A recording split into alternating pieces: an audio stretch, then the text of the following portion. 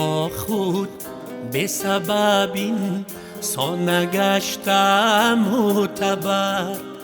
ز اعتقادی خلق او را اعتماد آید بدر. زاده ای آن مادر بود بر خدا زیری نظر. با دعایی نیکی پیران و تمنای پدر، سجده ها آرد بنان و آب و خلق و کشورش. فکری و آسودگی مردمش شام و سحر. روزی تولیدت مبارک پیشوای تاجیکان. تاجی دولت هستی و بر خلق تاجیک تاجی سر. روزی تولیدت مبارک پیشوای تاجیکان. تاجی دولت هستی و بر خلق تاجیک تاجی سر.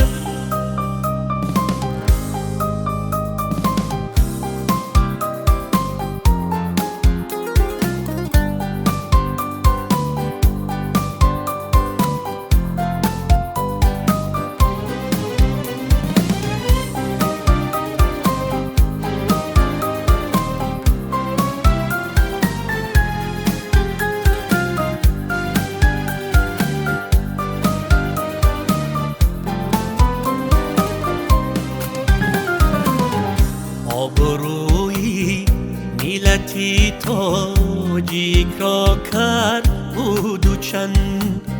جان به جانی مردمش پیوند باشد روز و شب. در حقش دارد دعا هر خاندان و هر نفر. جلوه‌گر خوب صورت و سیمای و قد و قامتش. هستی او پایداری تمامی کشور است. شست و تونی دولت و میلت بود از خطر. روزی تولیدت مبارک پیشوای تاجیکان. تاجی دولت هستی و بر خلق تاجیک تاجی سر. این سنه بگذار باشد روزی نیکی تاجیکان.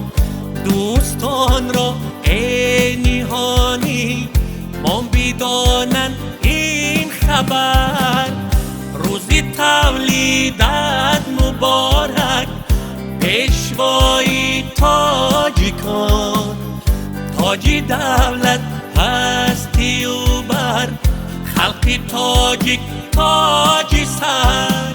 بر خلق تاجیک تاجی سر.